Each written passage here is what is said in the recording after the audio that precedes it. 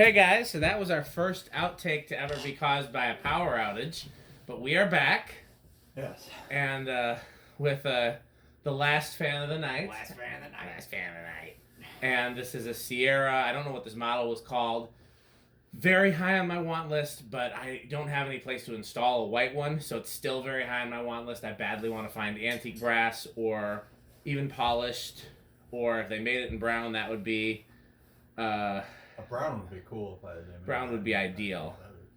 I don't know if they made it though. This is a Sierra. I don't know the model number, but it's their version of the Homestead Monterey. This is a K55 type. Same OEM as Design House, same motor as Design House, same flywheel as Design House. Measures out to 29 inch. I haven't measured it, but it should be 29 inch. Somebody told me 28 actually. So if you know where Pete keeps a measuring tape, we could always measure. Yeah. Oh, I see it. Okay, yeah. It wouldn't hurt to measure. I don't know for sure. Yeah. Yeah, 29 inch. 29? Yep, 29 on the dot. Okay. So. Yeah, I mean, I don't remember seeing anything like this really myself. I think they're really cool. It's one of those fans I didn't really notice until getting into collecting, but it reminds me a lot of that Homestead Universal that I got recently from Craigslist. Same kind of idea. So yeah, no, I like the pretzel brackets too. That's kind of neat. That's very Design House-y. Yeah, the Homestead version would not have had pretzel brackets. Right, that one, just the Homestead one. So. All right, so I think I got it set to low. Yeah, go right ahead. It does seem to have. Yeah, it seems like it's moving pretty good already. And you might notice there's two pull chains. It does have a regular reverse switch, like the sliding type reverse switch. So the other chain is definitely for the light. If you had a light kit on it. Yeah, it's moving pretty good. Yeah, that's too fast of a low speed for me. Oh, I didn't even see the. Yeah, we should see because the power outage. All right. Okay, so we're at 0.32 amps, 16, about 17. Low power factor. And not even half a power factor. All right. I don't know which chain that's for. Yep, that's the fan. Yeah, no, it's moving. Now it's like high to me. And that's medium? That's medium. Yeah, they definitely didn't temper the speeds that much for being a smaller fan. It's probably the same speed range as the 42 inch. Yeah, I think they just put small. I'd love to find one of these in any smaller size. Honestly, I've had a few in 52, and I almost kept them. I love them in 52 as well. But there's another collector who loves them even more than me, and so I had a 52 inch cane blade one. I kind of wanted to keep. I ended up selling it to him. Anything smaller, I would definitely keep. At least smaller than 48. The 48s and the 52s. I'm kind of on the fence about whether to keep or to if that my friend is interested to let him have, but the 42s and the 36s and the yeah, okay, let's move it to high.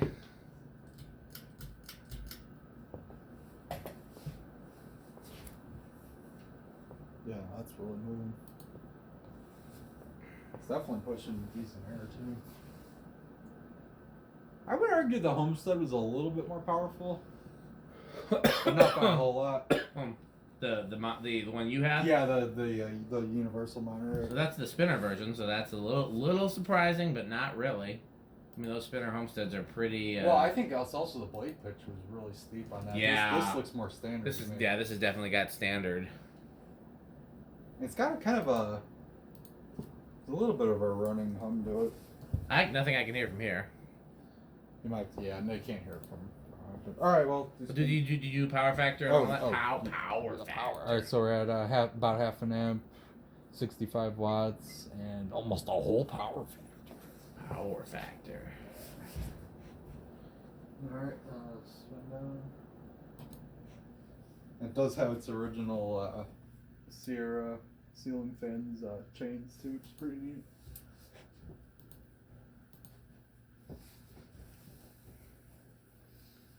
Okay, we ready to reverse it? We're doing spin down. I know, and that's what I meant after spin down. I just wanted to make sure we weren't going to go straight to the test rig, because sometimes I forget reverse. Yeah, I'll set her.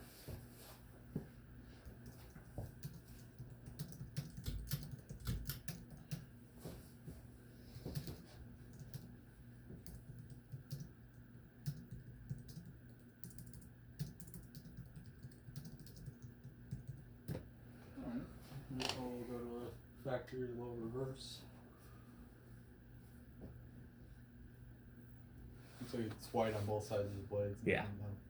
Yeah, most showroom fans did not have reversible blades because the idea was they wanted you to buy the blades separately. Right. So they figured if you wanted something weird, like you just buy a set of blades. Yeah, they weren't. Everything wasn't unipack the way it is at home centers. Right. Those design houses generally didn't have reversible blades either, except the very later ones reversed from oak to walnut. I have, by the way, I'm still looking for a buyer. I have the Coventry version of that design house. The Coventry's not the model. I can't remember what the model is, but it's the Victorian copy. 6 blades with a flywheel. Polished brass. If anybody's interested, I would like to sell or trade it. I mean, I don't mind keeping it, but I don't have any reason to keep it the way I don't think I'd ever install it as much as I do the plain ones. Yeah, we're beating them.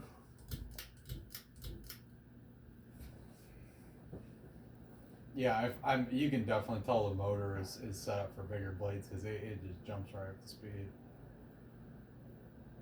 Yeah, I was even noticing that the blade arms and the blades seem to be white and the motor seems to be off-white. So I wonder if this was not... Oh, actually, yeah, I'm just noticing that now.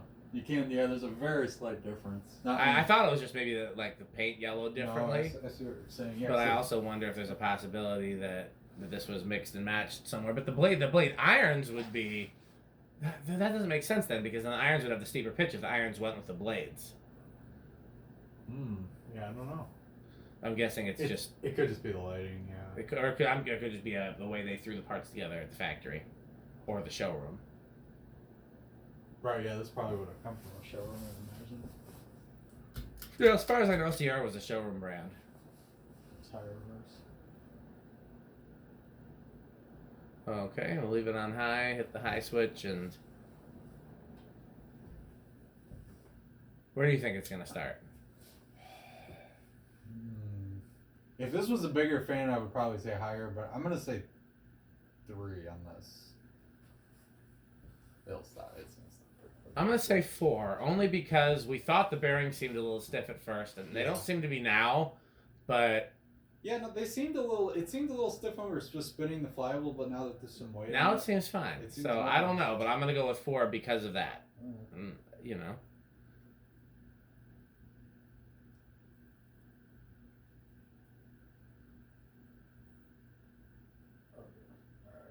Here's 1, 2. So it seems like it would have started on 2. Rick's been doing pretty good on the test rig blackjack, or what do we call it? What's the thing with the wheel? Roulette? Is that roulette? Oh, Russian roulette, yeah. Yeah. The Russian roulette is when you shoot yourself in the head, isn't there? Somebody. Oh, that's like when you fall through the floor. No, Russian roulette is when there's only one bullet in the gun, right? Something like you want out of 6 chambers. But roulette is the wheel. Okay. Well, that's 3. Let's go to 4. Test rig roulette. I don't know what type of gambling it is. Somebody who knows more about. Obviously, we're not gamblers, as you can tell. If you can't, yeah, if you didn't catch that. Yeah. So so this is looking like a little bit. I mean, that's a little slow, but. That's an okay low for this. I think. I like that as a low though. Functional. Yeah, it's not really functional. This stuff. Yeah, aesthetical.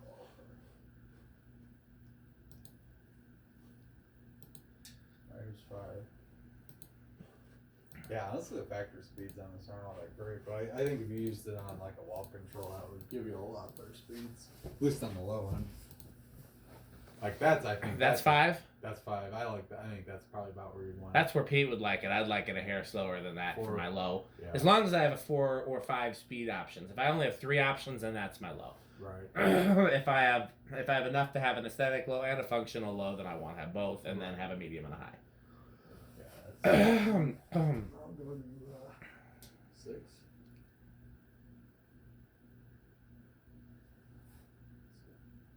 A little closer to the factory low.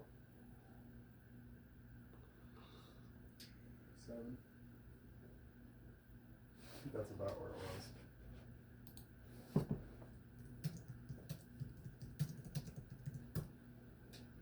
There's 8.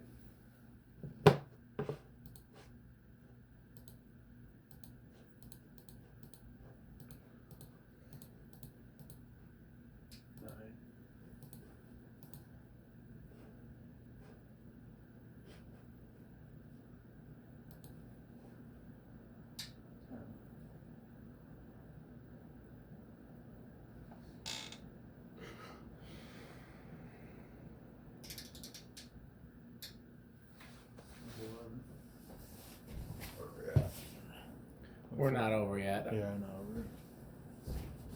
High was what? 5.5? Yeah, I think Hit the high switch because I'm not positive. I don't want to.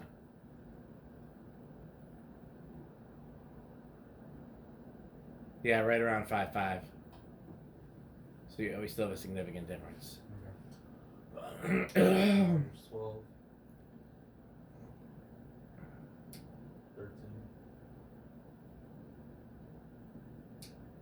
14. 15. 16.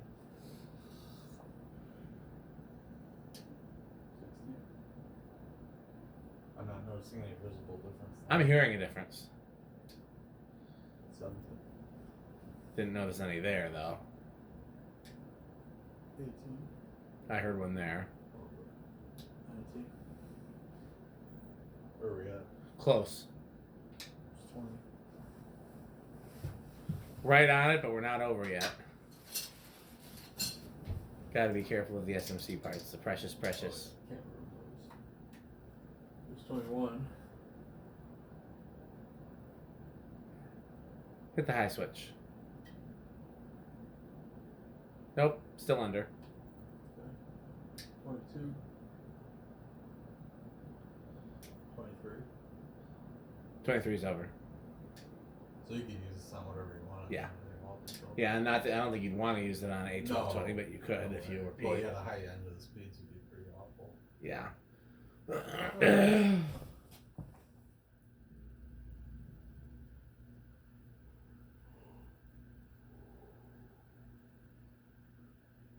What do you think it's going to do on yield, solid state? I'm gonna give it. Let's say living room quiet on this. I'll go bedroom quiet.